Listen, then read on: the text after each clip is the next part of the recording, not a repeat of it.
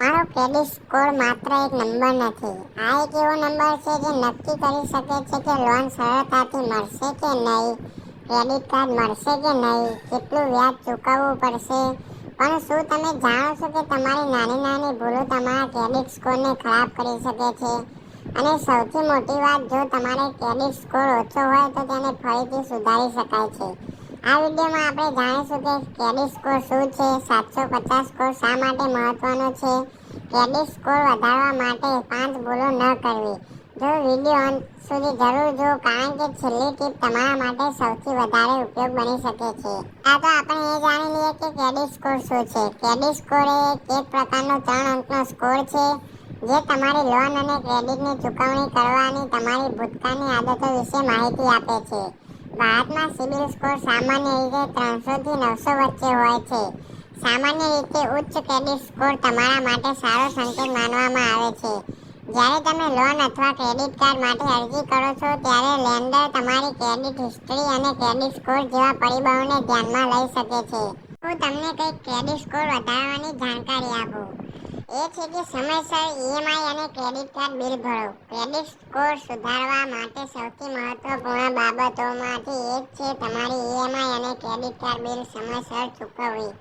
જો તમે વારંવાર ઈએમઆઈ અથવા ક્રેડિટ કાર્ડ પેમેન્ટ મોડું કરો છો, તો તેની અસર ક્રેડિટ હિસ્ટ્રી પર પડી શકે છે.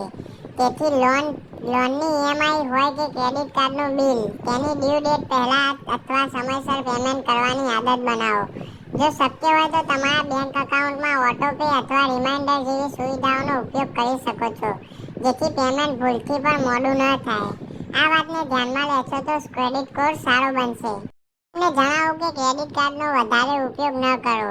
માનો કે તમારી ક્રેડિટ કાર્ડ લિમિટ 1 લાખ છે અને તમે દર મહિને 90,000 સુધીનો ઉપયોગ કરો છો, તો તમારી ઉપલબ્ધ ક્રેડિટ લિમિટમાંથી મોટો ભાગ ઉપયોગ થઈ રહ્યો છે. આ ક્રેડિટ યુટિલાઇઝેશન સાથે જોડીને જોવામાં આવે છે.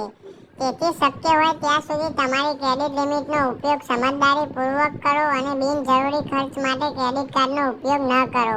અને મનમાં એક પ્રશ્ન જરૂર થતો હશે કે ક્રેડિટ યુટિલાઇઝેશન શું છે? તમે તમારી કુલ ક્રેડિટ લિમિટમાંથી કેટલો ભાગ ઉપયોગ કરો છો તેનું પ્રમાણ છે. સારો નિયમ એ છે કે ક્રેડિટ યુટિલાઇઝેશન 30%થી ઓછું રાખવાનો પ્રયત્ન કરો. જો લિમિટ 1 લાખની હોય તો દર મહિને 30,000થી ઓછો ઉપયોગ કરો. લિમિટ વધારે હોય એટલે વધારે ખર્ચ કરવાની જરૂર નથી. યાદ રાખો, ક્રેડિટ કોડ એ ફ્રી મની નથી. જે રકમ ખર્ચી છે તો તેને ચૂકવવી પણ પડે છે. જાણીએ કે વારંવાર લોન અથવા ક્રેડિટ કાર્ડ માટે એપ્લાય ન કરો. જ્યારે તમે લોન અથવા ક્રેડિટ કાર્ડ માટે અરજી કરો છો, ત્યારે કેટલીય પરિસ્થિતિમાં તમારી ક્રેડિટ રિપોર્ટ પર હાર્ડ ઇન્ક્વાયરી નોંધાઈ શકે છે. જો તમે ખૂબ જ ઓછા સમયમાં ઘણી જગ્યાએ ક્રેડિટ માટે એપ્લાય કરો છો, તો તમે તમારા ક્રેડિટ પ્રોફાઇલ માટે યોગ્ય ન હોઈ શકો. તેથી જરૂરિયાત હોય ત્યારે જ લોન અથવા ક્રેડિટ કાર્ડ માટે એપ્લાય કરો.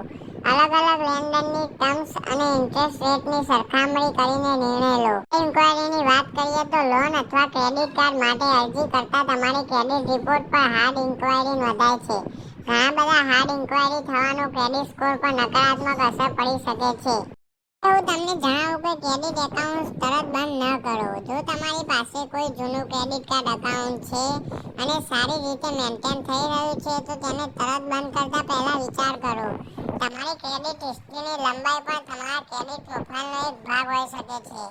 પરંતુ કોઈ કાર્ડ પર એન્યુઅલ ફી વધારે હોય અથવા તેનો ઉપયોગ જ ન કરતા હો, તો તેને બંધ કરવો કે નહીં તે નિર્ણય લેતા પહેલા ફાયદા અને નુકસાન સમજો.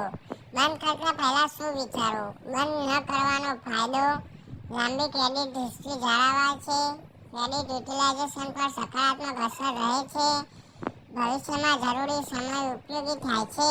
બંધ કરવાનું નુકસાન: ક્રેડિટ હિસ્ટ્રી નાની થઈ શકે છે, ક્રેડિટ સ્કોર પર નેગેટિવ અસર પડી શકે છે, જૂનું એકાઉન્ટ ફરીથી મળવું મુશ્કેલ હોઈ શકે છે. જૂનું એકાઉન્ટ રાખવાના ફાયદા જણાવો. લાંબી ક્રેડિટ હિસ્ટ્રી બનાવવામાં મદદ કરે છે. ક્રેડિટ સ્કોર સુધારવામાં મદદરૂપ થઈ શકે છે. ક્રેડિટ મિક્સમાં સકારાત્મક અસર પડે છે. તમને જણાવું કે ક્રેડિટ રિપોર્ટ નિયમિત રીતે ચેક કરો. તમારી રિપોર્ટ તમારા ફ્યુચર કેમ જરૂરી છે તે જાણીએ. ખોટી માહિતી હોઈ શકે છે. ક્યારેક તમે લોન ચૂકવી દીધું હોય તો પણ રિપોર્ટમાં આઉટસ્ટેન્ડિંગ દેખાય. કોઈ ભૂલ જોવાયેલ હોઈ શકે. તમારી માહિતી સાથે જોડાયેલ કોઈ તકનીકી ભૂલ હોઈ શકે છે. સમયાંતરે ચેક કરો. માસે દર 3 કે 6 મહિને એકવાર તમારી ક્રેડિટ રિપોર્ટ ચેક કરો. કરેક્શન રિક્વેસ્ટ કરો. ખોટી માહિતી મળે તો ક્રેડિટ બ્યુરો અથવા લેન્ડર પાસે કરેક્શન માટે રિક્વેસ્ટ કરો. લોન સેટલમેન્ટ અને લોન ક્લોઝર વચ્ચેનો તફાવત છે. તમારે વાંચવો હોય તો વિડીયોને પુશ કરીને જોઈ લેજો. આપણે વધીએ આગળ.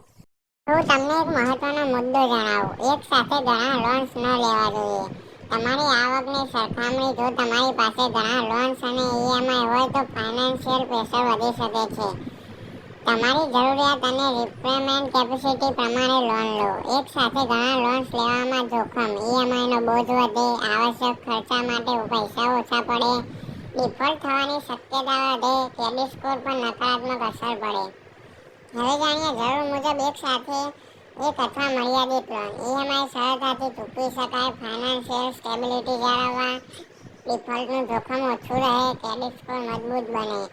લોન લેતા પહેલા પોતાને પૂછો કે શું હા લોન ઈએમઆઈ નિયમિત રીતે ચૂકવી શકીશ. જો જવાબ હા હોય અને ના હોય હા હોય તો યોગ્ય રીતે પ્લાનિંગ કરીને જ લોન લો. સમજદારીપૂર્વક લીધેલી લોન તમારા ભવિષ્યને મજબૂત બનાવે છે. સમજદારી લો લોન. સૌથી મહત્વની વાત મિત્રો, ક્રેડિટ સ્કોર એક દિવસમાં સુધરતો નથી. જો તમારો ક્રેડિટ સ્કોર ઓછો છે તો પેનિક કરવાની જરૂર નથી. શું કરવું જોઈએ? તમારી ઈએમઆઈ અને બિલ સમયસર ચૂકવો, ક્રેડિટનો સમજદારીપૂર્વક ઉપયોગ કરો, બિનજરૂરી લોન એપ્લિકેશનથી બચો. તમારી ક્રેડિટ રિપોર્ટમાં ભૂલો હોય તો સુધારવાની પ્રક્રિયા કરો. સમય સાથે તમારી ક્રેડિટ પ્રોફાઇલમાં સુધારો આવી શકે છે. ધીરજ રાખો, સમજદારીપૂર્વક પગલાં ભરો, સફળતા ચોક્કસ મળશે.